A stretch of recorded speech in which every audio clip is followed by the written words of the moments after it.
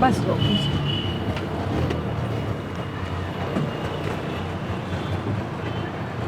पूरे 15,000 देने हैं। और कितने पैसे देने होंगे इन डकैतों को? अस्पताल में लूटने का धंधा खोल रखा है। बेटी एडमिट है, इलाज चल रहा है, पैसे तो देने पड़ेंगे ना। ये ससुराल वाले भी ना बेटियों को मायके में इसलिए छोड़ जाते हैं कि उसकी प्रेगनेंसी और डिलीवरी का सारा खर्चा माँ बाप उठाए। हाँ?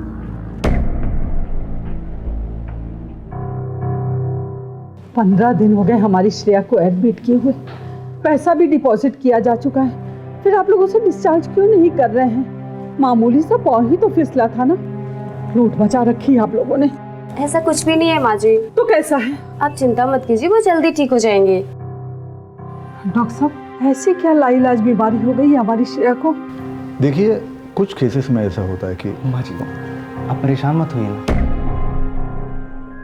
श्रेया का इलाज यहाँ बहुत अच्छे तरीके से हो रहा है और डॉक्टर साहब तो हमें अच्छे डिस्काउंट्स भी दे रहे हैं। आप परेशान ना हो, काफ़ी पुरानी जान पहचान है इनसे।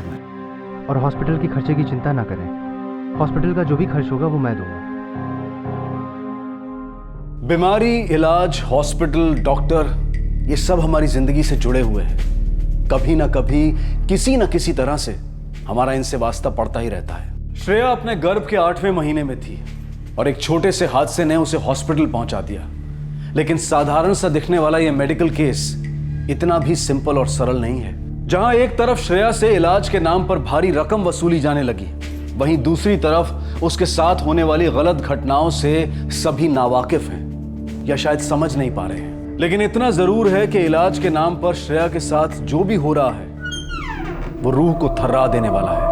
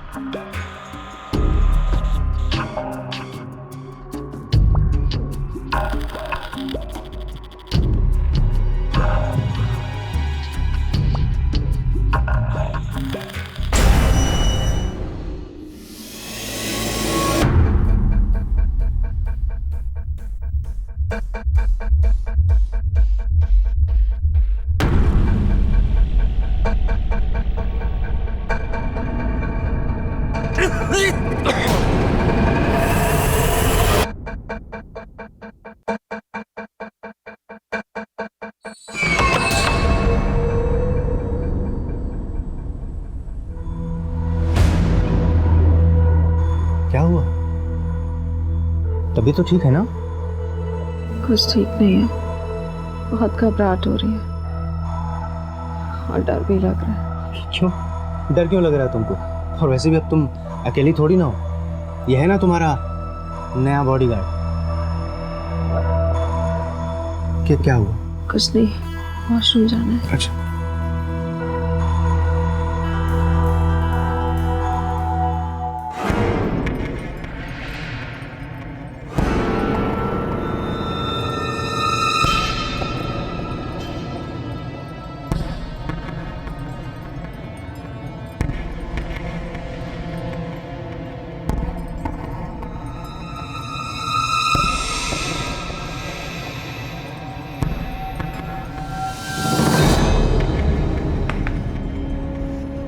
बच्चों क्या हो रहा है सर? हाथ की सफाई नहीं, कॉरिडोर की सफाई करो। ये डॉक्टर, मेरे को मालूम है मेरा काम, मेरे को मत सिखाओ। काम मालूम है तो काम करो, टाइम मत वेस्ट करो। तुमको कितना 3 साल हुए ना इस हॉस्पिटल में, मेरे को 12 साल हुए, समझा ना? मेरे को मत सिखाओ। क्या? काय नाही, मला शिकवतो।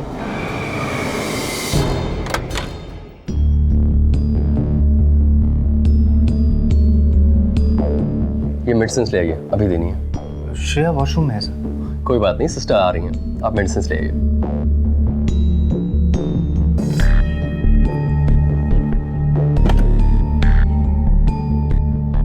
निखिल, गुड मॉर्निंग, कैसी हैं आप? आइए। प्लीज। ठीक है, मैं ठीक हूँ। पर मैं तो आपकी हेल्प कर रहा हूँ खाली। कहा ना, डोंट टच मी। मैं ठीक हूँ, आप जाइए प्लीज।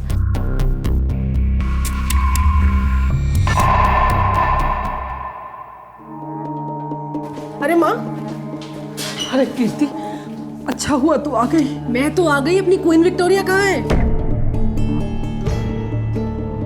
नर्स अंदर चेंज करा रही है। माँ एक बात बता, ये डॉक्टर ने यहाँ किराए पे रूम देना शुरू किया है क्या? अरे 3 हफ्ते हो गए अपनी श्रेया को यहाँ, पाँव में मोच ही तो आई थी और ड्यू डेट तो माँ अभी आगे है ना। श्रेया, बच्चा क्या हुआ है तुझे? 3 हफ्ते से यहाँ। माँ, बच्चे तो हमने भी जने हैं ना, ऐसे 4 हफ्ते पहले से थोड़ी कोई एडमिट करता है। बिल्कुल सही कहा आपने। आप श्रेया की बड़ी बहन कीर्ति। डॉक्टर, इतने दिन से क्यों एडमिट करके रखा है इसे, बताएंगे आप? Young lady, good morning. नींद आई रात को? Doctor Singh, would you please से समथिंग? हुआ क्या है श्रेया को और कितने दिन और रखना है यहाँ पर? अगर ये अपना ख्याल नहीं रख पाती तो हमें इसका ख्याल रखना पड़ेगा ना। मतलब रीजन क्या है इसे यहाँ रखने का? कॉम्प्लिकेशंस। 34th वीक है। 8वें महीने में इस तरह से गिरने से क्या होता है ये आपको बताने की जरूरत नहीं है। आपने भी बच्चे डिलीवर किए हैं ना। Now would you please excuse अस, मुझे इन्हें चेक करना है। आपको जो भी सवाल पूछने हैं आप मेरे केबिन में आके पूछ सकते हैं, प्लीज।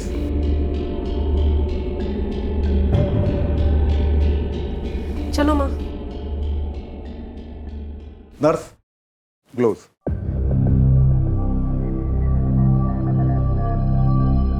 डॉक्टर,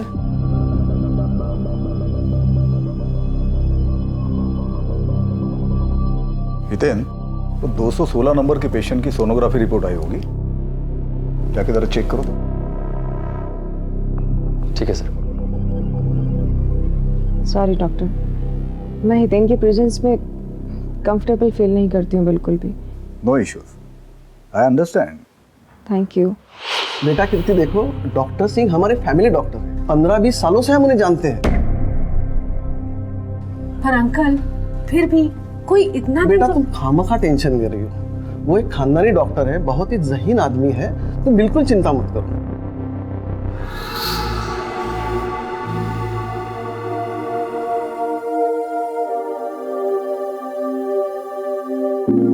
हल्की सी इन्फेक्शन है, मैं दवाई दे देता हूँ। Relax.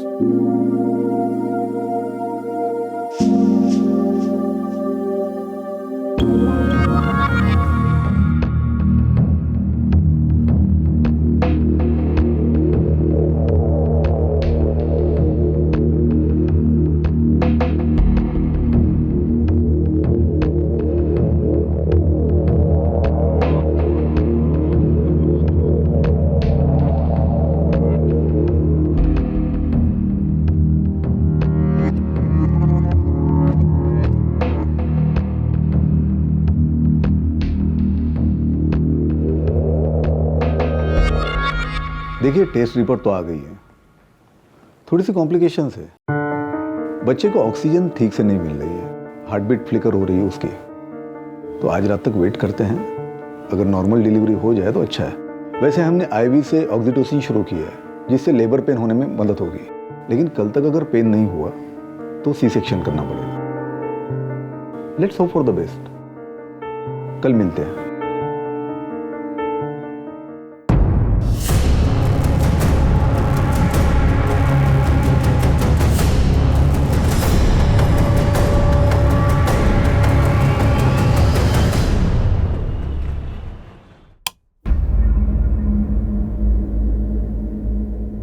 Morning young lady, good morning. कैसी हो? फाइन। डॉक्टर, मेरा हाथ बहुत सुन सुन सा लग रहा है। अच्छा सिस्टर, हैमर।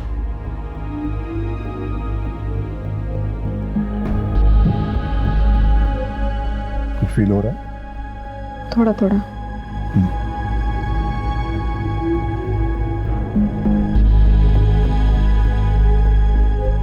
फील हो रहा है?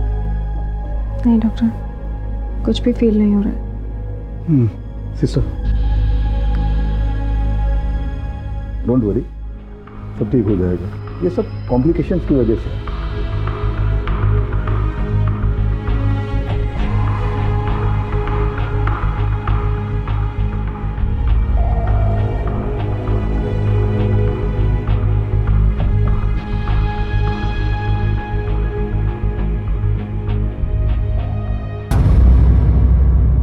डॉक्टर साहब। Yes doctor. Congratulations, it's a boy. But complications थोड़ी सी बढ़ गई है। क्या हुआ डॉक्टर? बच्चा रो नहीं रहा था, बच्चे के लंग्स काफी वीक है, तो हमने उसे NICU में शिफ्ट कर दिया। हाँ, और श्रेया को भी हमने ICU में शिफ्ट कर दिया। डोंट वरी, सब ठीक हो जाएगा। See you.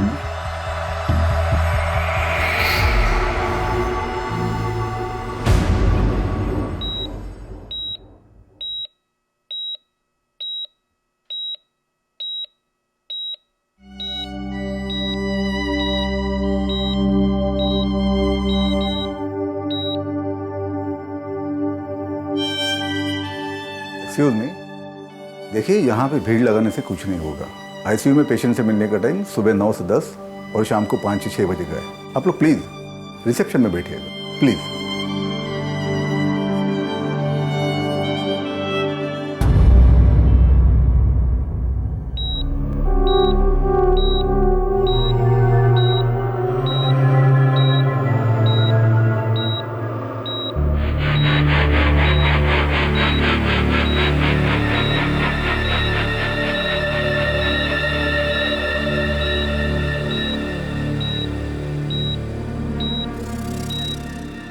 निखिल, कीर्ति दीदी, निखिल, कीर्ति दीदी।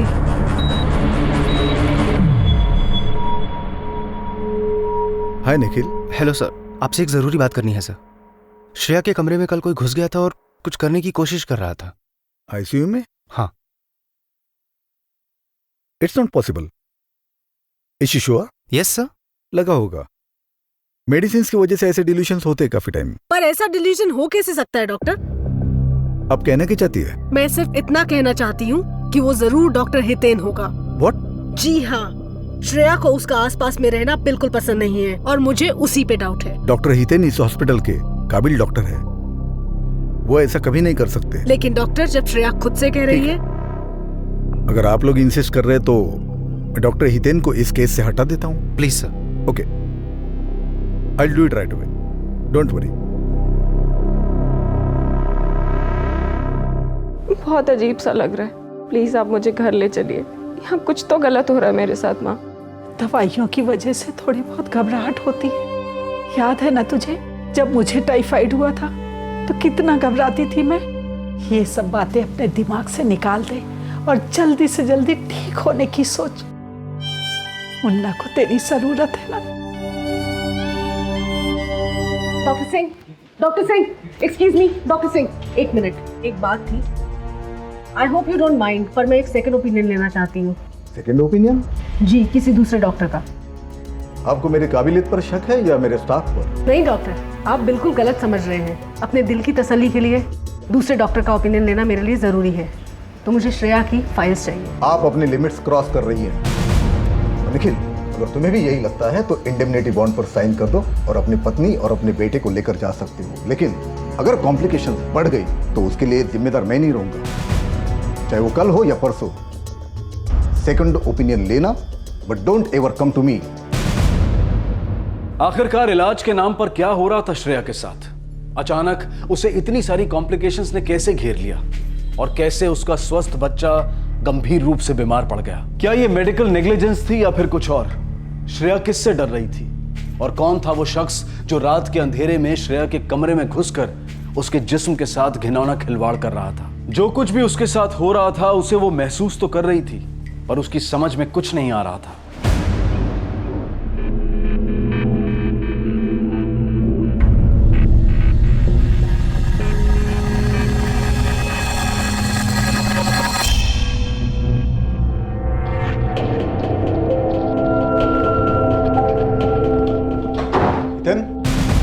क्या कर रहे हो यहाँ पर? मैंने मना किया था तुम्हें श्रेया के फंसाने के लिए। पता है सर, लेकिन वो नर्स अनवेल थी और पेशेंट को इंजेक्शन देना। Of this case. तुम इस केस पर नहीं हो अभी। बात समझ में नहीं आती? आखिर क्या चाहते क्या हो तुम? पेशेंट की फैमिली हम पे केस करे, ये हॉस्पिटल बंद हो जाए? आखिर क्या दुश्मनी क्या तुम्हारे मेरे साथ? आई एम सॉरी सर, लेकिन मैं तो सिर्फ केयर से आ गया था injection. Please get out.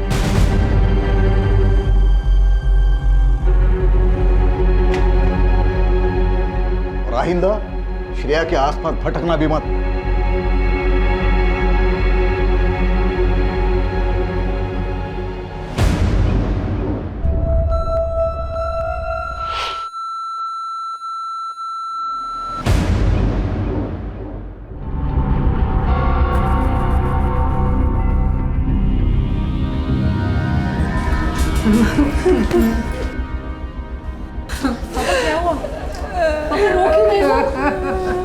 Nikhil, क्या हुआ? बोलो तो। माँ, आप तो बताओ क्या हुआ? माँ, कुछ बोले।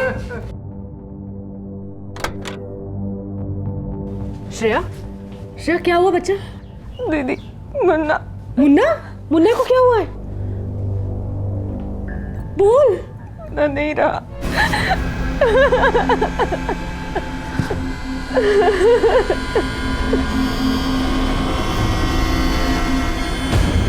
कीर्ति जी, आप इतनी श्योरिटी के साथ कैसे कह सकती हैं कि आपकी बहन के साथ गलत हो रहा है और उसके बच्चे को मार दिया गया है? मेरी बहन 8वें महीने में एक छोटी सी चोट के लिए उस हॉस्पिटल में एडमिट होती है और फिर घर वापस ही नहीं आती।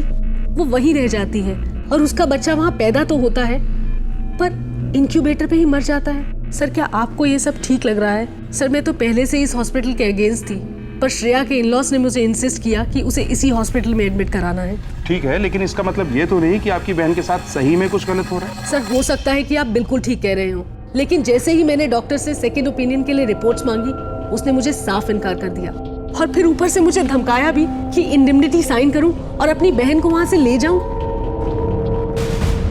देखिए, ऐसी बात नहीं है। कीर्ति जरा सी ओवर प्रोटेक्टिव हो रही है। मैं उसकी मानसिक स्थिति समझ सकता हूँ, मुझे सहानुभूति है उससे। डॉक्टर साहब, बच्चे की मौत कैसे हुई? सांस बंद होने से। और सांस बंद होने की वजह? देखिए, प्रेगनेंसी के 8वें महीने में श्रेया गिर गई थी, इसलिए कॉम्प्लिकेशंस काफी बढ़ गई थी। बच्चे की हार्ट बीट फ्लिकर हो रही थी, बच्चा पलट गया था। हमने बच्चे को बचाने की पूरी कोशिश की, लेकिन हम उसे बचा नहीं पाए। देखिए, कुछ चीजें हमारे बस में नहीं होती। ठीक है डॉक्टर साहब, आप बच्चे के केस से रिलेटेड सारी रिपोर्ट्स हमें हैंड ओवर कर दीजिए। जी जरूर, अभी करवाता हूँ। हेलो, हाँ नेहा, वो श्रेया की फाइल इंस्पेक्टर साहब को दे देना।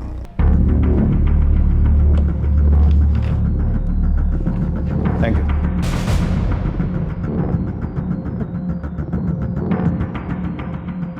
रिपोर्ट्स में तो कोई प्रॉब्लम नहीं इंस्पेक्टर।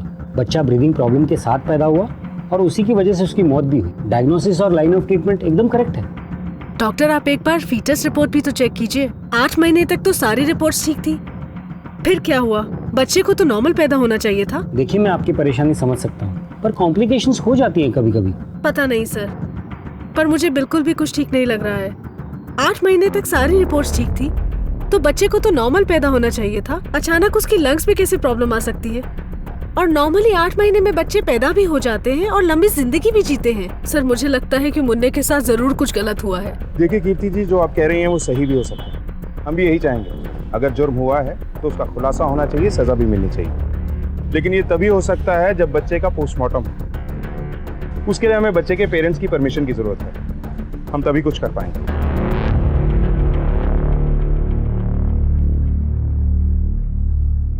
क्या हो रहा है ये? मुन्ना के पोस्टमार्टम के लिए पुलिस को आपकी परमिशन चाहिए, साइन कर दीजिए। चला गया ना, क्यों उसकी दुर्गति कर रहे हैं आप लोग?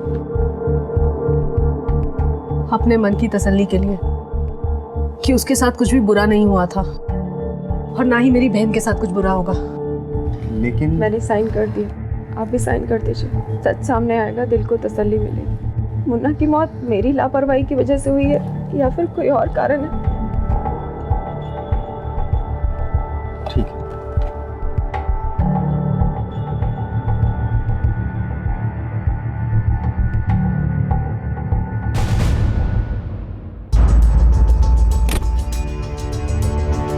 सर, श्रेया के बेटे की पोस्टमार्टम रिपोर्ट आ गई है। उसकी मौत प्रॉपर ऑक्सीजन ना मिलने की वजह से हुई थी। उसके लंग्स काम नहीं कर रहे थे, जिसकी वजह से उसे ब्रीदिंग प्रॉब्लम भी था। ब्रेन और बाकी वाइटल ऑर्गन्स भी ठीक से फंक्शन नहीं कर रहे थे सर। उसके मोटर फंक्शंस भी ठीक से डेवलप नहीं हुए थे, जिसकी वजह उसकी माँ को दी गई एनेस्थीसिया या पैथोडिन और मॉर्फिन जैसे ड्रग्स हैं। पर सर ये सब तो प्रेगनेंसी में देना मना है। बिल्कुल। फिर श्रेया को ये दवाइयाँ किसने दी होंगी? तुम हॉस्पिटल से उसके मेडिकल की फाइल की कॉपी लाए थे? हाँ सर। लेके आओ। सर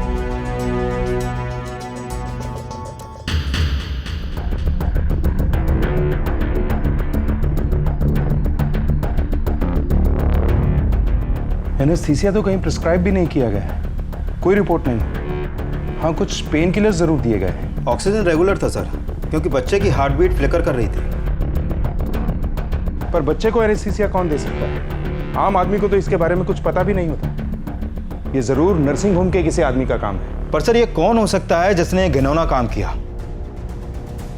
इसी का तो पता लगाना है। सर, डॉक्टर हितेन ऐसा कर सकता है। ये आप इतने यकीन से कैसे कह सकते हैं? वो इसीलिए सर कि सर, हितेन का टच सही नहीं था। एक दो बार इंजेक्शन लगाने के बहाने इधर उधर छूता था और बेहोशी की हालत में मैंने फील किया कि मेरे कमरे में जैसे कोई आया है। तो आपने इस बात की कंप्लेंट नहीं की? सर, जैसे ही मुझे श्रेया ने बताया, मैंने डॉक्टर से कंप्लेंट की थी, पर डॉक्टर ने मुझे कहा कि पेशेंट को दवाइयों की हालत में ऐसे हेलुसिनेशंस होते रहते हैं। पर सर, मुझे हितेन पे पूरा डाउट है कि उसी ने कुछ किया है। मैंने ऐसा कुछ नहीं किया सर। पता नहीं, श्रेया को मेरी शक्ल पहले दिन से ही पसंद नहीं थी। सुना है तू उसे इंजेक्शन लगाने के बहाने 4 जगह टच करता था। सर, क्या मिलेगा मुझे ये सब करके? ये तो तू ही बताएगा कि क्या मिला तुझे। वो झूठा इल्जाम लगा रही है। तो सच क्या है वो बता दे। सर ने मुझे एक इंट्रामस्कुलर इंजेक्शन दिया था पेन के लिए, और वो एक पर्टिकुलर स्पॉट पे ही लगाना होता है। तो वो स्पॉट लोकेट करने के लिए मैंने 2 बार टच किया, बस भड़क गई। जो कि नॉर्मल प्रोसेस है सर, आप किसी से ही पूछ सकते हैं। चलो मान लिया कि तू हरीशचंद्र की औलाद है। अब एक सच और बता दे, उसे केटामाइन का एनेस्थीसिया और सेडेटिव्स कितनी बार दिया? क्या बात कर रहे हैं सर आप? ये ड्रग्स प्रेग्नेंट लेडी को नहीं दी जाती हैं। तो फिर क्यों दी? सर, मैंने नहीं दिया है। And you have no right to talk to a doctor like this. मेरे पास मेडिकल एसोसिएशन और कोर्ट दोनों का ऑर्डर है तुझसे पूछताछ करने का, क्योंकि श्रेया के बेबी की पोस्टमार्टम रिपोर्ट कहती है कि उसकी बॉडी में एनेस्थेटिक और सेडेटिव मेडिसिन का ओवरडोज मिला है। व्हाट? कहीं अज्जू ने तो नहीं किया सर? कौन अज्जू? सर, अज्जू हमारा वार्ड बॉय। वो अक्सर फीमेल पेशेंट्स के आसपास मंडराता रहता था, उनकी फोटोज निकालता रहता था। अक्सर मैंने उसको श्रेया के रूम से भी बाहर निकलते देखा रात में।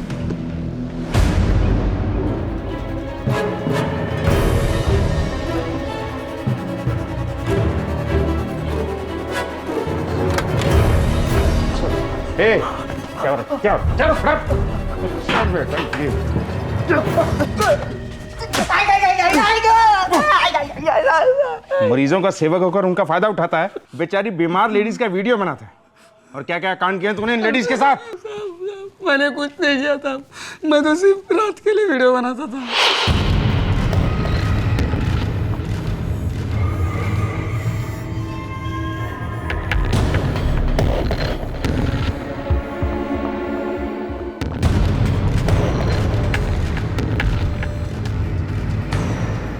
माँ बहनों का वीडियो बनाने का बड़ा शौक है ना तुझे? मैं बनाता हूँ तेरा। इंजेक्शन देना आता है? अब तक कितनी लेडीज को एनेस्थीसिया दिया तूने? नहीं साहब, मैंने अभी तक किसको नहीं दिया, और सब मैं क्यों दूंगा? उन्हें बेहोश करके उनके साथ मनमानी करने के लिए, उनका वीडियो बनाने के लिए। देव चप्पल साहब, मैंने ऐसा कुछ नहीं किया साहब। मैं तो सिर्फ बेहोश लेडीज लोगों का वीडियो बनाता था और साहब मैंने कभी गलत दवा नहीं दिया साहब। श्रेया को एनेस्थीसिया किसने दिया? मुझे नहीं मालूम साहब, ये दवाइयाँ बाहर नहीं होती है ना। फिर कहाँ और किसके पास होती है? साहब वो डॉक्टर हितेन और बड़े साहब है ना, उनके पास। पता नहीं सर, श्रेया के केस में एक अजीब सी बात हुई। 34th वीक में गिरने के बाद जब उसे एडमिट किया गया तो इतने लंबे हॉस्पिटलाइजेशन की कोई ज़रूरत नहीं थी, ऐसी कोई कॉम्प्लिकेशन नहीं थी। उसे 1-2 दिन ऑब्जर्वेशन में रख के छोड़ सकते थे। तो छोड़ा क्यों नहीं? सर ने बोला था 2 वीक्स एक्सटेंड कर दो। झूठ बोलता है तू। एक्सटेंशन तूने ही किया था? हाँ सर, मैंने ही किया था, लेकिन सर के बोलने पर किया था। क्यों? सर मैंने भी उनसे यही पूछा था, तो उन्होंने कहा कि तुम्हें सैलरी चाहिए ना तो चुप रहो, जो मैं कहता हूँ वैसा करते रहो, हॉस्पिटल चलाने के लिए पैसे चाहिए होते हैं। बाकी पेशेंट के साथ भी डॉक्टर सिंह ऐसे ही करते थे? नहीं सर, मैंने तो कभी नहीं देखा।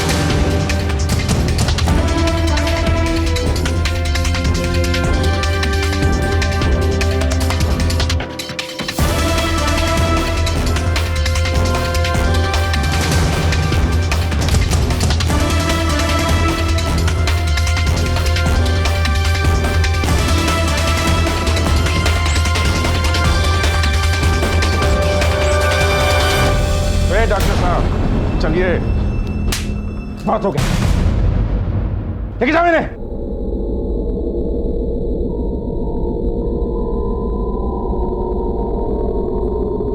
तुम ठीक हो? श्रेया की खूबसूरती को देखकर मेरे अंदर का शैतान जाग उठा। एक डॉक्टर होके अपने पेशेंट के साथ ये सब करते हुए? इंस्पेक्टर, डॉक्टर भी तो एक इंसान होता है ना।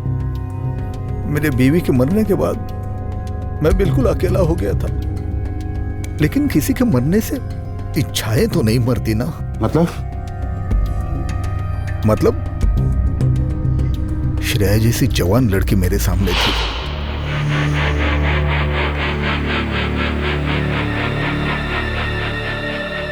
मैं खुद को रोक नहीं पाया। मैंने उसे इलाज के बहाने हॉस्पिटल में ही रोक लिया। उसकी फैमिली वालों को बताया, बच्चे के हार्ट बीट फ्लिकर हो रहे हैं, इस कंडीशन में ऑक्सीजन दिया जाता है। मैं ऑक्सीजन के साथ बेहोशी की दवाई मिलाता था। और जब श्रेया अनकॉन्शियस हो जाती थी तो मैं उसे फील करता था। श्रेया तेरी हैवानियत का शिकार बनी रही थी, फिर उस मासूम बच्चे की जान क्यों ली? श्रेया को हॉस्पिटल में रोकने के लिए मैंने उसके बच्चे का सहारा लिया। मैंने उस बच्चे में कॉम्प्लिकेशंस पैदा किए, लेकिन एनेस्थीसिया का डोज थोड़ा ज़्यादा हो गया तो बच्चे की तबीयत खराब हो गई। ऊपर से श्रेया की बहन दूसरे किसी डॉक्टर से कंसल्ट कर रही थी। वो ये राज खुल न जाए इसलिए मैंने बच्चे की जान ले ली।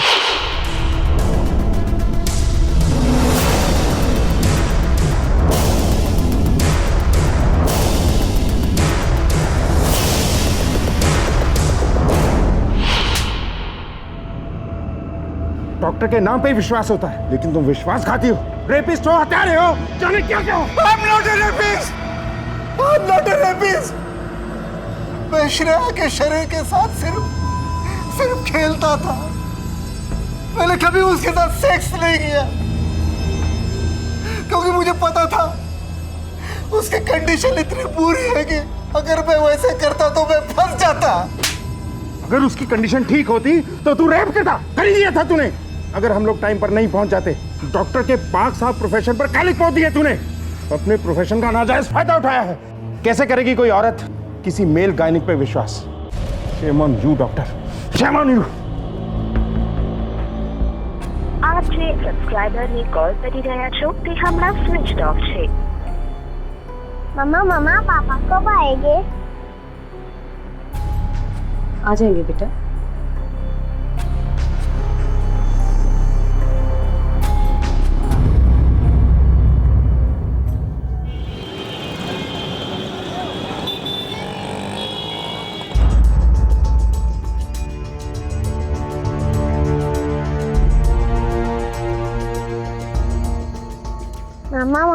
तुम यहाँ क्यों आई है?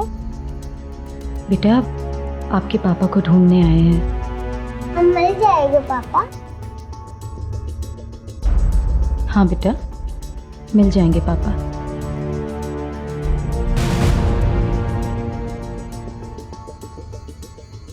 सर सुधीर हर रोज की तरह कल सुबह 9 बजे ऑफिस के लिए निकल गए थे। ये आपका बैग, टिफिन रख दिया है मैंने इसमें। ठीक है, बाय बेटा, पढ़ाई करना ठीक से। हाँ चलो चलो पापा को बाय करने, चलो चलो चलो जल्दी।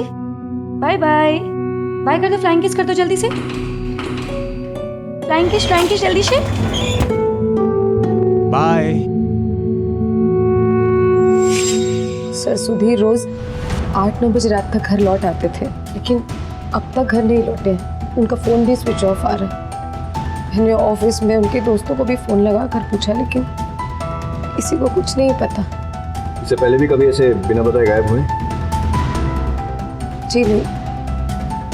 आपके पास कोई कॉल आया, मतलब फिरौती के लिए या फिर धमकी भरा?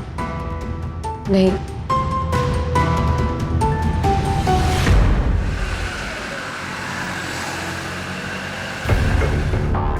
एक 30 साल का घर गृहस्थी वाला इंसान अचानक गायब हो जाता है। अब या तो किसी से दुश्मनी थी और गायब करवा दिया गया, और या फिर अपनी मर्जी से कहीं चला गया। सर अगर अपनी मर्जी से चला भी गया है तो कोई तो वजह होगी। अपनी मर्जी से गया है या गायब किया गया है, लेकिन दोनों ही सिचुएशन में मामला संगीन है। एक काम करो, इसकी मोबाइल लोकेशन ट्रैकिंग पे डालो, पता करो इसकी लास्ट लोकेशन क्या थी। सर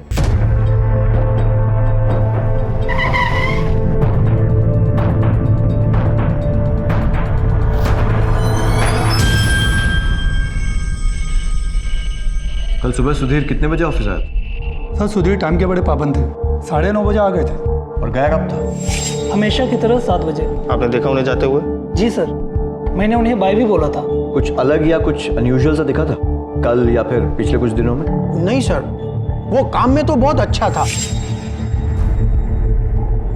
लेकिन हमेशा परेशान रहता था।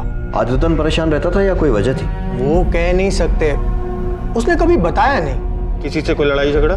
नहीं सर, अपने काम से काम रखते थे और सबसे बना के रखी थी।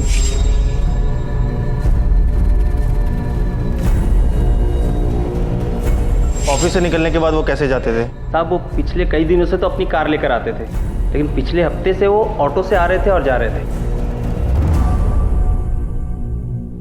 साहब आजकल वो रोज ऑटो से आते जाते थे, कल आवाज दी तो सामने से निकल गया, रुका ही नहीं। किस तरफ गया? इधर से आई। वो इस तरफ क्यों आया होगा? उसका घर तो दूसरी तरफ है। सर हो सकता है कि वो यहाँ किसी का वेट कर रहा हो, या फिर किसी से मिलने आया हो। एक काम करो, आसपास जो भी सीसीटीवी या ट्रैफिक कैमरा फुटेज है चेक करो, शायद वो दिखे। सर। और हाँ, सुधीर का ईमेल अकाउंट और सोशल नेटवर्किंग अकाउंट भी चेक करो। गायब होने वाले दिन उसने किस किस से बात की पता करो। चलो सर।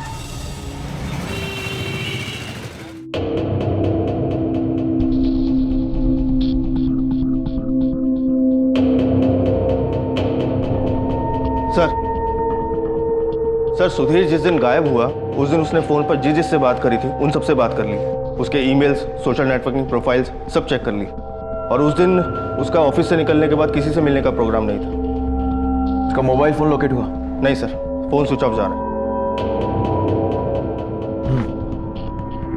ना कोई फिरौती का कॉल, ना किसी से दुश्मनी। लोकल हॉस्पिटल्स में पता किया कोई बॉडी या फिर कोई मिलती जुलती लाश? हाँ सर पता किया, लेकिन कोई खबर नहीं। ये सुधीर अपनी मर्जी से गायब हुआ है या फिर इसे ऑफिस वाले भी कह रहे थे कि काफी परेशान रहता था।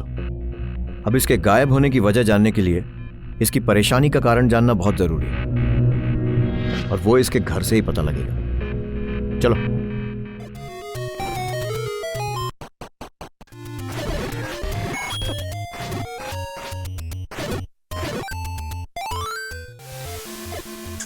विनी, बच्चे क्या है, इतने बिजी हो जाते हो खेलने में, हाँ, कि खाते भी नहीं हो?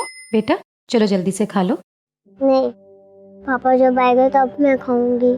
बेटा पापा आ जाएंगे, आप खा लो ना प्लीज। पापा को फोन लगाओ ना।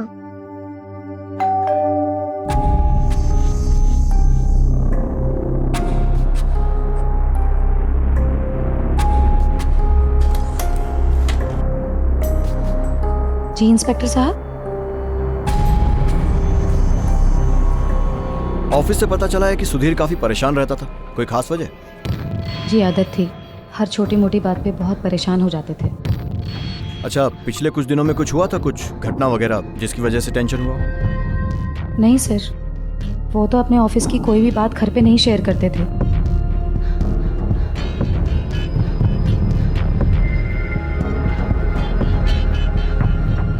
अच्छा, ये अपनी कार छोड़कर आजकल ऑटो से ऑफिस क्यों जा रहे थे? जी हमारी कार तो गैराज में है, सर्विसिंग के लिए। सर कार लेके तो नहीं भागा? उस गैराज का एड्रेस मिल सकता है? जी सर।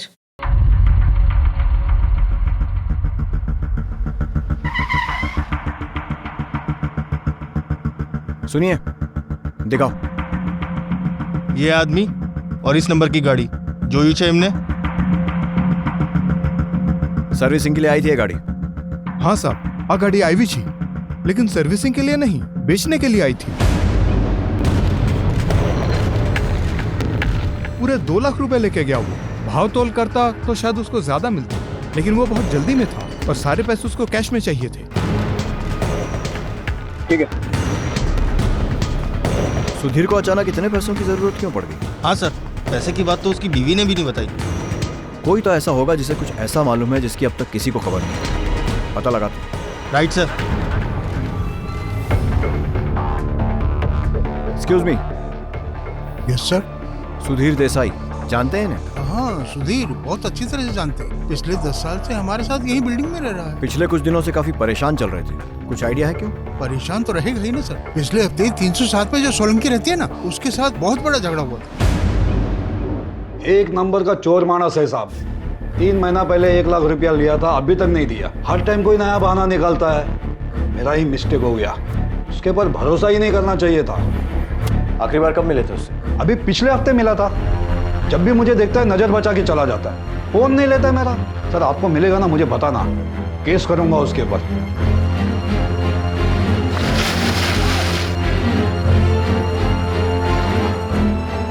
सर सुधीर ने ऑफिस में से तो बहुत बार लोन लिया है, समझो ना, हमेशा कर्जे में ही रहता था। 1 मिनट, ये देखिए,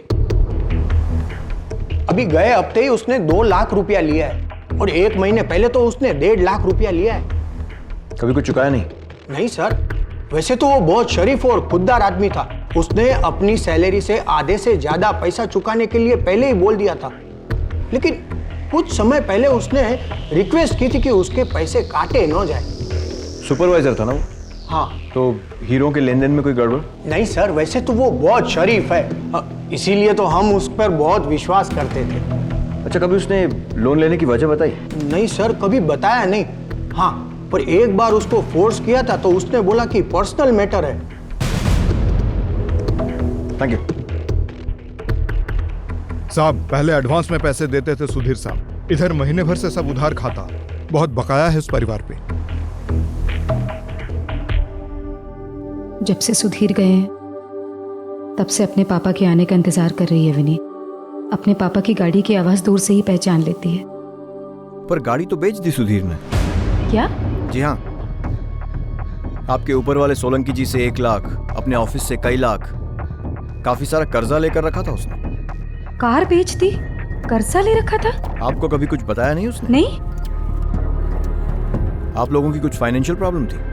जी, सुधीर अपनी नौकरी से थक गए थे और अपना खुद का बिजनेस शुरू करना चाहते थे। करीब 1 साल से वो इसी कोशिशों में लगे थे और ये भी बता रहे थे कि अपनी सैलरी से कुछ बड़ा हिस्सा वो अपनी उस बिजनेस के लिए रख रहे हैं। कुछ बड़ा करना था उन्हें। किस चीज का बिजनेस करना था? अकेले या फिर किसी के साथ पार्टनरशिप में? मुझे नहीं पता, क्योंकि वो सारी बातें घर पर नहीं बताते थे। अच्छा, अपने सारे कागज पत्र मतलब डॉक्यूमेंट्स कहाँ रखते हैं? जी, अंदर कमरे में। हम लोग देख सकते हैं? जी बिल्कुल, आइए।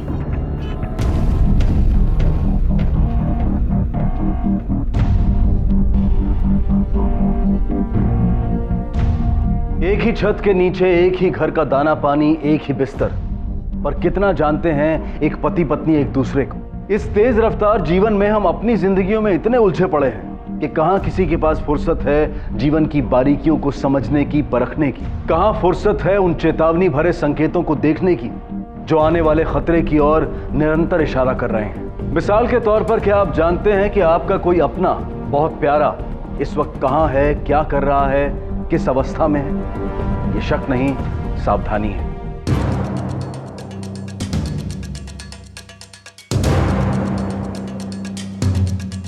बिजनेस का तो कोई नामो निशान नहीं इन कागजों में। सर, सुधीर के अकाउंट में इस वक्त 3,700 रुपए और ज्यादातर कैश विड्रॉल। और उधार उसने लाखों का लेकर रखा था। खर्च कहाँ किए इतने पैसे? हाँ सर, और वो घर पे भी पूरी सैलरी नहीं दे रहा था। ऑफिस से उधार, पड़ोसियों से उधार, दोस्तों से उधार। किया क्या इतने पैसों का? बिजनेस तो कहीं दिख नहीं रहा है। सर, बिजनेस वाली बात झूठी भी तो हो सकती है। हो सकता है उसकी बीवी झूठ बोल रही हो सकता है सुधीर पैसे किसी अय्याशी में या फिर किसी लड़की पर उड़ा रहा हो। सर, एक लड़की है हमारे स्टाफ में, श्वेता धोलकिया, उसकी और सुधीर की बहुत बनती थी। सर, हम दोनों सिर्फ दोस्त थे, उसके अलावा कुछ नहीं थे। वो और मुझ पर पैसे लुटाए, उल्टा मुझसे पैसे लेके जाता था। क्यों? सर, बोलता था कुछ फैमिली प्रॉब्लम है।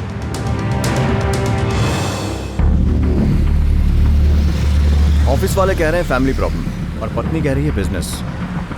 ये आदमी मुझे कुछ ठीक नहीं लग रहा। या तो खुद किसी मामले में फंसा हुआ है या फिर सबको फांस रहा है। सर, 4 दिन हो गए इसे गायब हुए, अब तक कोई सुराग नहीं। कहीं सुसाइड या मर्डर केस तो नहीं? हेलो,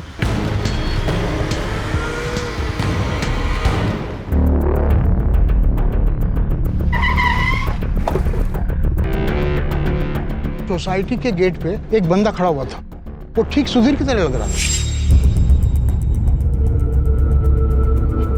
सुधीर, सुधीर!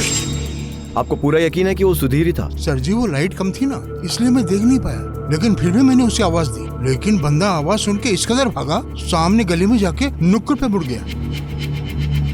ठीक है, थैंक यू। सुधीर नाम सुनकर भागा, मतलब सुधीर ही होगा। सर, अपनी मर्जी से भागा होगा, इतनी उधारी भी तो थी।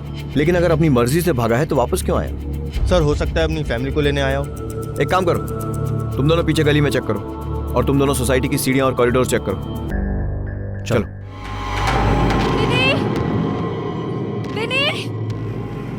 विनी! क्या हुआ? सर, इनकी बेटी विन्नी मिल नहीं रही है। घर पर थी? सर, नीचे बच्चों के साथ खेलने आई थी। 1 घंटे से पूरी सोसाइटी ढूंढ मारी, लेकिन मेरी विनी नहीं मिली। अभी 1 घंटा पहले आपसे कोई मिलने आया था? सुधीर? सुधीर को देखा है किसी ने यहाँ पर? देखा है? नहीं सर, सुधीर तो घर पे आया ही नहीं, और मेरी विनी भी नहीं मिल रही है मुझे। कहाँ चली गई मेरी बेटी?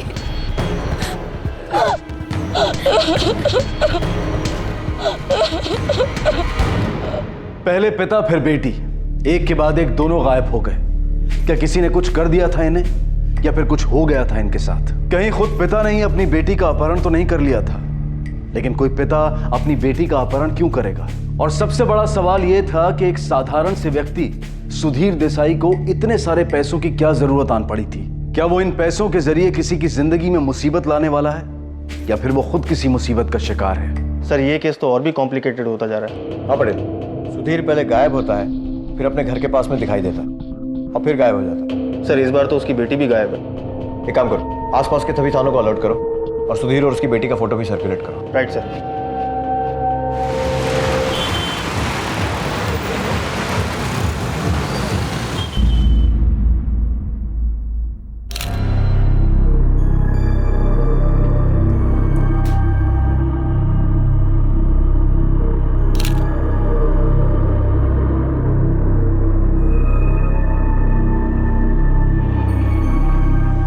कोई जानता है इन्हें? सर, ये तो शीतल जी हैं, डाइवोर्सी थी, अकेली ही रहती थी।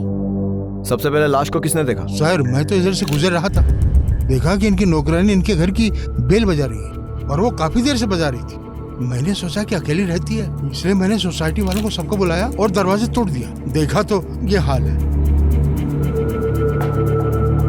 सर, लगता है चोरी हुई है। काफी सारा सामान इधर उधर बिखरा पड़ा है। सर, देखने पे ऐसा लगता है इनका सिर इस मेज से टकराया होगा और एक्सेस ब्लीडिंग होने की वजह से इनकी मौत हो गई।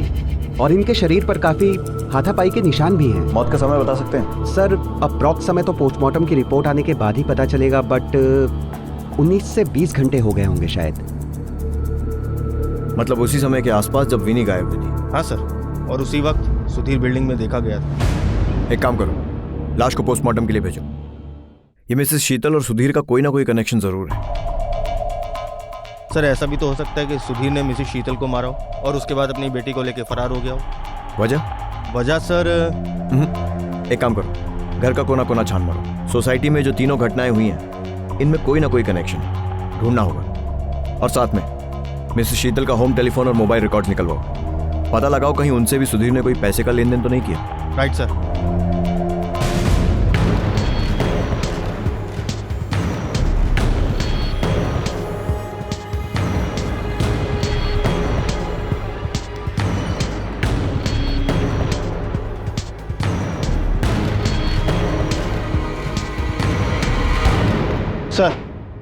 सर सुधीर और मिसेस शीतल के बीच में बैंक अकाउंट के जरिए कोई लेन देन नहीं हुआ, पर सर कॉल रिकॉर्ड के मुताबिक एक बड़ी अजीब बात सामने आई है।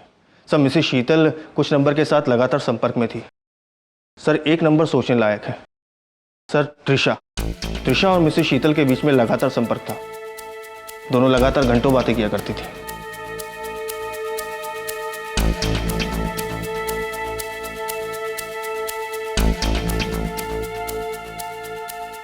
पटेल, 27 मई की शाम को शीतल भट्ट का मर्डर हुआ। जिस समय त्रिशा अपने घर में थी जब विनी गायब हुई, तो त्रिशा का शीतल के मर्डर से कोई कनेक्शन लग नहीं रहा है। सर सुधीर भी उसी दिन सोसाइटी में देखा गया।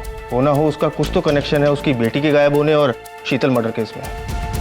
कुछ तो पकड़ा था सुधीर और त्रिशा के बीच में, जो त्रिशा हमें बता नहीं रही है या छुपा रही है। पटेल, कहीं ऐसा तो नहीं है कि हस्बैंड वाइफ मिलकर कोई गेम खेल रहे हैं? एक काम करो, सुधीर देसाई का कोई और लॉकर या बैंक अकाउंट है कि नहीं ये पता करो। इतना कैश कहीं तो रखा होगा, क्योंकि घर में तो हमें कुछ मिला नहीं। अब आराम से बात करने का समय खत्म हो गया, थोड़ी सख्ती करनी पड़ेगी। पता करो। सर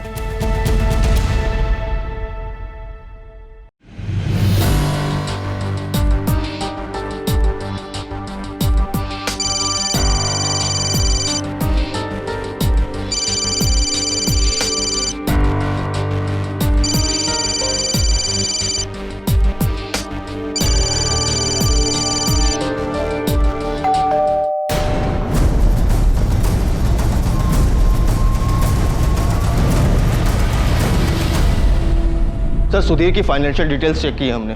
एक सैलरी अकाउंट है और एक जॉइंट अकाउंट उसकी बीवी के साथ। इसके अलावा और कुछ नहीं। पर सर एक अकाउंट और मिला है। पिछले 1 साल में उस अकाउंट में पैसे डाले गए।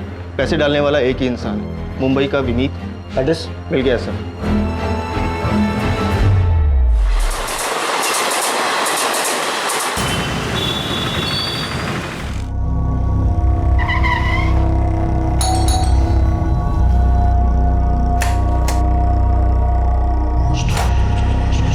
विनीत शाह। जी हाँ। विनी, मैं सुधीर का बचपन का दोस्त हूँ। क्या चल रहा था उसकी लाइफ? कुछ हफ्तों से वो बहुत परेशान था। बहुत कर्जा ले रखा था उसने। शुरू में तो उसने कुछ बताया नहीं सर, बोल रहा था कुछ प्रॉब्लम है, पर एक दिन वो अचानक मुंबई आ गया सर। जिंदगी नर्क कर रखी है उस औरत ने। इतना लालच, पैसे की ऐसी भूख, तुम सोच भी नहीं सकते हो विनीत। बीवी है वो तुम्हारी? क्या बोल रहे हो तुम? ठीक बोल रहा हूँ मैं। इतने लोगों से कर्जा ले रखा है मैंने, तुमसे भी तो लिया है, सब त्रिशा के लिए। अब वो बोल रही कि कुछ भी करो 9 लाख रुपए लेके आओ, नहीं तो क्या? नहीं तो खुद जान दे देगी और मेरी बेटी पिनी को भी झेल के मार देगी। क्या बोल रहे हो तुम? कहां से लाऊं पैसे? मैं गाड़ी बेच दी मैंने, 2 लाख मिले उसको दे दिया। अब नहीं होगा मुझसे, अब ये सब नहीं होगा मुझसे। मैं इस औरत के साथ नहीं रह सकता। थक गया हूं मैं, पागल हो जाऊंगा। कलकत्ता की जान दे दूं मैं अपने। संभालो अपने आप को।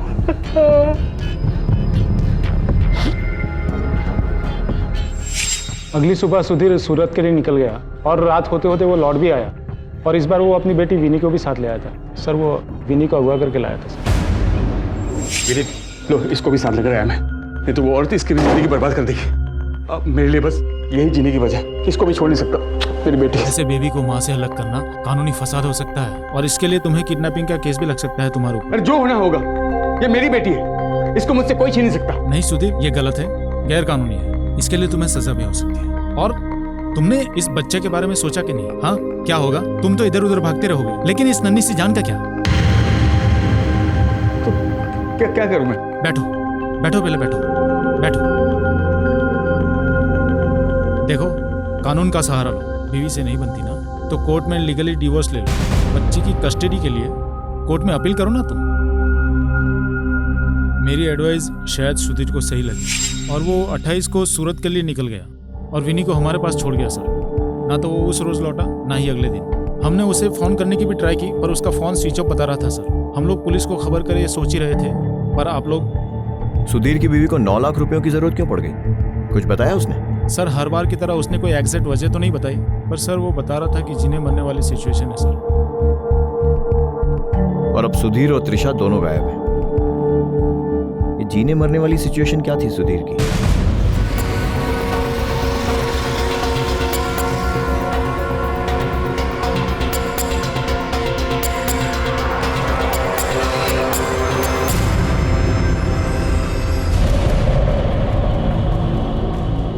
ये कहां चली गई? सुनिए, कहां गई है ये? सर जी, मैंने खबर न थी, पर कल तक तो यही थी ये। घर की तलाशी के लिए सर्च वारंट निकलवाओ। हेलो, हाँ ठीक है, हम लोग आ रहे हैं। सर, मिसेस शीतल भट्ट के घर की तलाशी में उनके घर के पास एक और मोबाइल मिला था। सर, इसमें एक ऐसा नंबर था जिस पर वो घंटों रेगुलर बातें करती थी और सर किसी दिन तो इस नंबर पे 3-4 घंटे में 20-20 बार बातें करती थी। किसका नंबर है? पता लगा रहा हूँ। त्रिशा का कोई पता चला? नहीं सर, कुछ पता नहीं चला।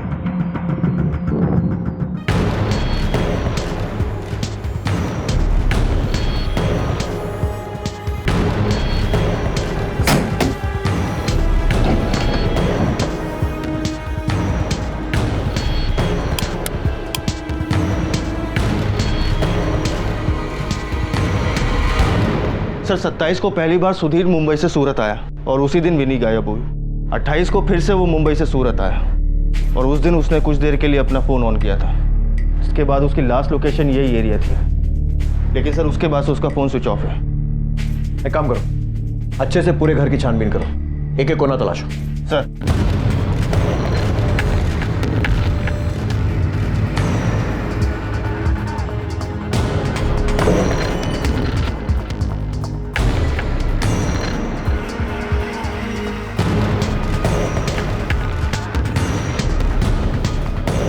कुछ मिला? नहीं।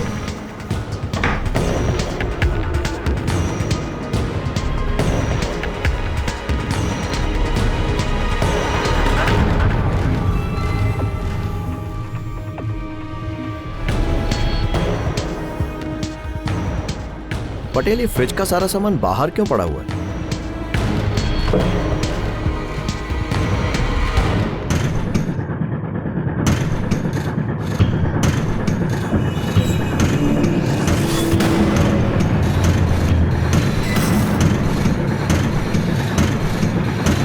जैसे आकाश में खूबसूरती से घूमता धूमकेतु एकाएक धरती का रुख कर धरती पर गिरकर कहर मचा देता है, वैसे ही इस केस की दिशा सुधीर की लाश मिलने के बाद एकाएक बदल गई।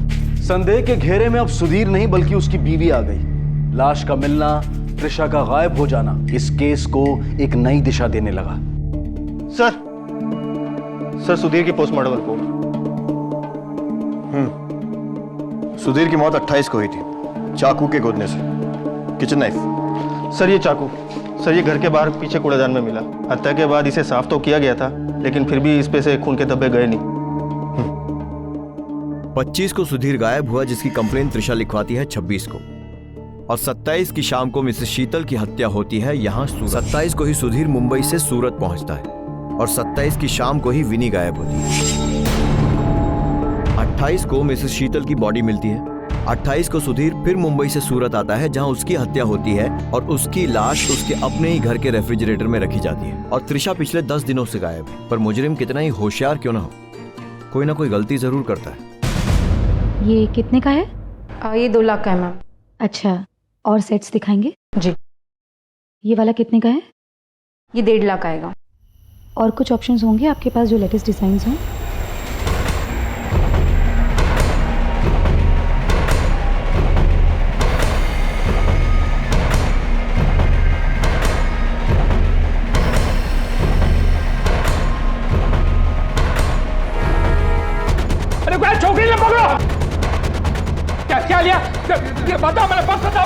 एक्चुअली आ जाएगा, मैं अभी पुलिस को फोन करता हूँ।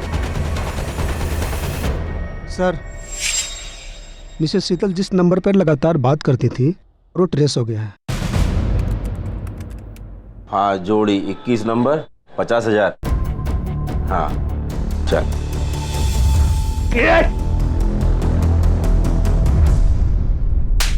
साहब बोल साहब बता बोल साहब। मैं मानता हूँ मेरा सट्टे का धंधा है साहब। वो बुढ़िया, वो शीतल मैडम, वो मेरी पुरानी क्लाइंट थी साहब। उसका तो पूरा खर्चा ही सट्टे से चलता था साहब, और कभी डीलिंग में भी कोई प्रॉब्लम नहीं आई साहब। मारा क्यों उसको? साहब वो एक महीने पहले वो 9 लाख रुपए आ रही थी सट्टे में, और जब मैंने पैसे मांगे तो बोलती है कि वो किसी और की तरफ से सट्टा लगाया था साहब। ये बुढ़िया कब से तुझे फोन कर रहा हूँ और मेरा फोन नहीं उठा रही, और ऊपर से मेरे ऊपर चिल्ला रही है। तू पागल हो गई है क्या? अरे मैं कह रही हूँ ना, जब मेरे पास आ जाएंगे पैसे मैं दे दूंगी। ये बुढ़िया अपनी बकवास बंद कर, या तेरी बकवास सुनने के लिए नहीं बैठा हूँ। मुझे मेरा 9 लाख रुपए चाहिए। अरे तुम तो कमाल की बात कर रहे हो, वो पार्टी देगी तो ही तो दूंगी ना। अरे नहीं, मुझे मतलब उन लोगों से। तूने, तेरा किसके साथ क्या लेना देना है, मुझे कोई मतलब नहीं। हेलो, 3 हफ्ते तक उसका इंतजार किया, उसे फोन भी किया, मेरा फोन उठाना बंद कर दिया और पैसा नहीं देना चाहती थी साहब। फिर एक दिन अचानक मैं उसके घर पर गया साहब। 3 हफ्ते से पागलों की तरह फोन कर रहा हूँ, मेरा फोन क्यों नहीं उठाती? उठा तो रही थी लेकिन लग नहीं रहा था, मैं क्या करूँ? लगाया मेरे तरह, तूने लगाया था।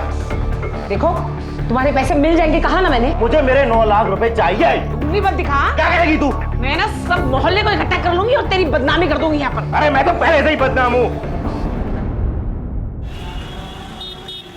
સાહેબ મારી જ્વેલરીની દુકાન છે અને આ છોકરી મારી દુકાનેથી ઘરે ના છોડીને ભાગી। अरे कैसी बातें कर रहे हैं आप? मैं क्यों कोई गहने चुराऊंगी? साहब, ये आदमी कैसी बातें कर रहा है? मैं कोई बदमाश गहने है। चुराने वाली दिखती हूँ? मैं देख रही थी, मैंने इनको लगता है कि मैंने बैग में रख लिया। रुको अरे रुको कैसी रुको बातें- रुको। नाम क्या तुम्हारा?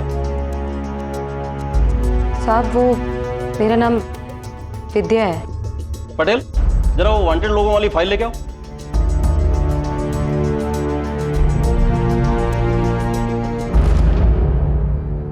साहब मैंने कुछ नहीं किया है, वो मेरे बच्चे मेरे इंतज़ार कर रहे हैं घर पर। प्लीज़ मुझे जाने दीजिए।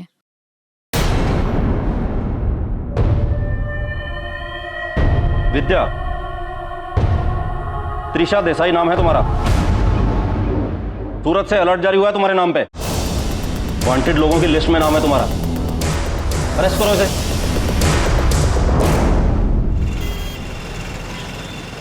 सुधीर देसाई, जानता है इसे? नहीं साहब। त्रिशा देसाई, सुना ये नाम? त्रिशा? नहीं साहब, एक तो हम लोग का धंधा ऐसा साहब, रोज न जाने कितने नाम सुनते हैं साहब, कुछ याद ही नहीं रहता साहब। सर, त्रिशा मिल गई है। चलो रख। साहब अभी सब बताए। किधर थी आप मैडम? वो मैं शॉपिंग कर रही थी, नेकलेस खरीद रही थी, तो पता नहीं बेवजह मुझ पर चोरी का इल्जाम लगा दिया इन लोगों ने। याद आया? हाँ बोल। शीतल मैडम 9 लाख रुपए हारी थी सट्टे में साहब। मैंने जब उससे पैसा मांगा तो उसने कहा कि मैंने ये त्रिशा की तरफ से लगाया ये सट्टा। तुझे पता है तेरे पैसे त्रिशा ने लगाए थे? अरे कौन सी त्रिशा? मैं किसी को जानता ही नहीं। मैंने तुझे पैसा दिया था और तुझसे पैसा लूंगा। सुधीर की कमाई से सिर्फ घर चलता था। मुझे शौक था अच्छे कपड़े, अच्छे गहने, अच्छा खाना, और उनकी तनख्वाह से ये सब नहीं हो सकता था। फिर एक दिन मुझे मिसेस शीतल मिली किटी पार्टी में।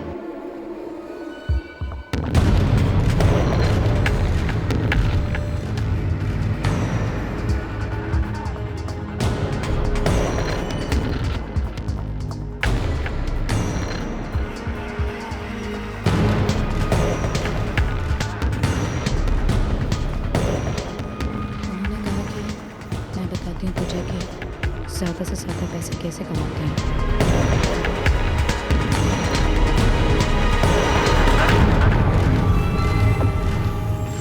मैंने एक दिन सुधीर को बिना बताए पैसे लगा दिए। हाँ सुनो, मेरा है ना, तुम 3 लाख रुपए लगा दो। हाँ, जैसे ही पता चल जाए मुझे एकदम बताना, ठीक है? हाँ, लगना चाहिए। हाँ। अरे चिंता मत करो, तुम्हारे पैसे डूबेंगे नहीं। आज तक नहीं डूबे मेरे पैसे। हाँ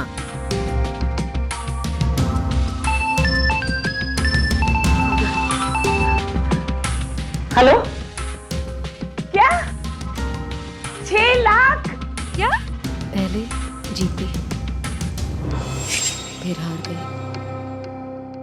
उसके बाद सुधीर से मैंने और पैसे मांगे। हाँ जितेन भाई, आपको पैसा मिल जाएगा। हाँ मैं ऑफिस पहुंच रहा हूँ ना। ठीक है, हाँ ठीक है। सुधीर, मुझे 2 लाख रुपए चाहिए बस। 2 लाख? 2 लाख किस पर? मैं हर सवाल का जवाब देना तुम्हें जरूरी नहीं समझती, समझे तुम? मैंने कहा ना, मुझे पैसे चाहिए तो चाहिए बस। अरे पैसा पैसा पैसा शू कर छे? इतने पैसे दिए तुम्हें, करती क्या तुम? मैंने कहा ना मुझे पैसे चाहिए तो मुझे चाहिए बस। ठीक है, देखता हूँ। परेशान मत कर तुम मुझे। पैसे लाए हो? पैसा? कौन सा पैसा? अरे मैंने सुबह कहा था ना कि मुझे 2 लाख रुपए चाहिए। घर में आते जाते सिर्फ पैसा मांगती रहती हूँ। मैंने कब कहा था कि आज ही दूंगा तुम्हें पैसा? अरे इतनी बड़ी रकम में इंतजाम करने में टाइम लगता है। बहाने मत बनाओ, मैंने कहा था मुझे मैं बहाना नहीं मार रहा, तुम कभी भी पैसा मांगती हो। मुझे खेलना था।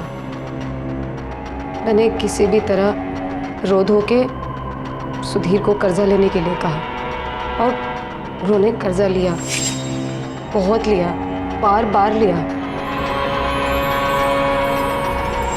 और एक रोज मैं बहुत बड़ा अमाउंट सट्टे में हार गई, 9 लाख रुपए।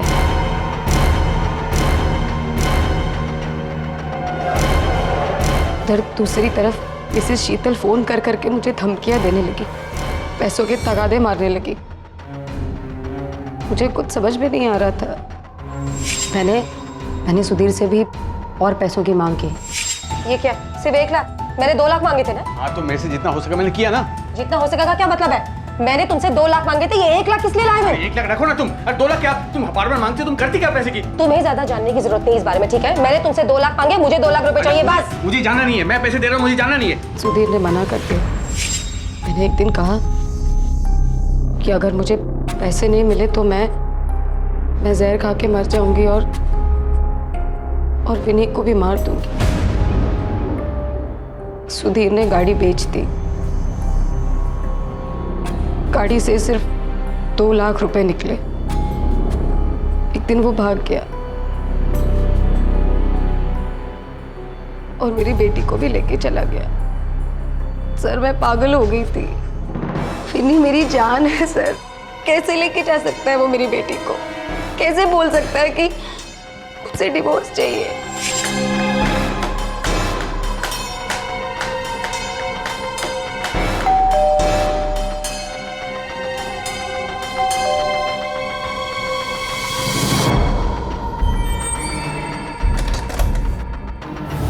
तुम? सुधीर, विनी कहाँ है? सुधीर, मैं कुछ पूछ रही हूँ, विनी कहाँ है? सुधीर, बोलते क्यों नहीं हो? विनी जहां पर भी है ठीक है, तुम्हें उसकी चिंता करने की जरूरत नहीं है। और अब मुझे तुम्हारे साथ नहीं रहना, मुझे डिवोर्स चाहिए। क्या? हाँ, मेरी जिंदगी बर्बाद करके रख दी तुमने। बस अब मैं सहन नहीं कर सकता। सुधीर, सुधीर ये कैसी बातें कर रहे हो तुम? सुधीर, मैं वादा करती हूँ सुधीर, मैं दोबारा ऐसा नहीं करूंगी और मैं सट्टा भी नहीं खेलूंगी। I promise.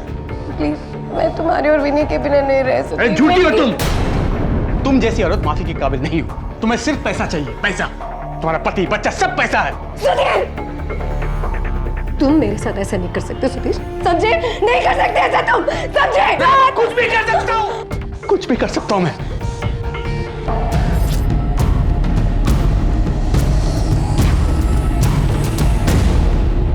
मैंने मार दिया उसे, चाकू साफ किया और फेंक दिया। फिर सुधीर की लाश को फ्रिज में डाल दिया।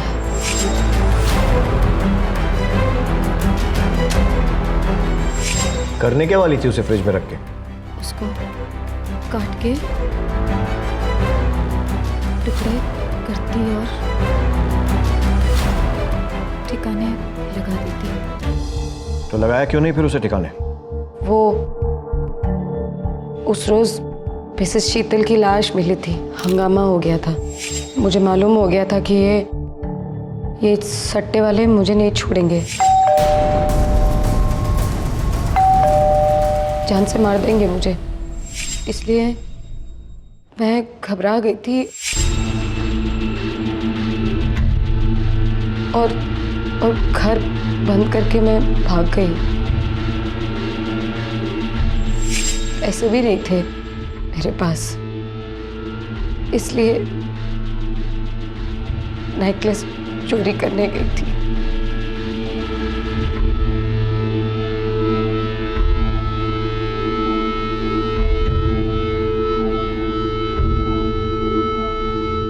संतोष सेटिस्फैक्शन, ये मिडिल क्लास मानसिकता का आदर्श है। उसकी पहचान उसकी खूबसूरती है। लेकिन यही संतोष जब लालच में तब्दील हो जाता है तो मिडिल क्लास परिवार, या यूं कहें कि किसी भी परिवार या व्यक्ति का ताना बाना टूट जाता है। परिवार और व्यक्ति दोनों बिखर जाते हैं। कुछ ऐसा ही हुआ त्रिशा के साथ, उसके परिवार के साथ। महत्वाकांक्षा बुरी चीज नहीं है, लेकिन अगर उसको हासिल करने का तरीका जायज ना हो तो नतीजे नाजायज ही निकलते हैं। चाहत अच्छी है, सपने जरूरी हैं, लेकिन नैतिकता को ताक पर रखकर पैसा कमाने की होड़ को लालच कहते हैं, और आमतौर पर इसके नतीजे मासूम परिवारजनों को झेलने पड़ते हैं, जैसे कि अब विनी को झेलने पड़ेंगे। पिता की मृत्यु हो गई और मां को हत्या, सट्टेबाजी और चोरी के अपराध में उम्र कैद की सजा। जिंदगी सबक देती है, गलतियों को सुधारने का मौका देती है, और ना सुधरने पर कड़ा सबक दंड के रूप में मुकर्रर करती है। अब मैं अनूप सोनी आपसे विदा लेता हूं। फिर मुलाकात होगी अगले एपिसोड में और खुलासा करेंगे एक और जुर्म का।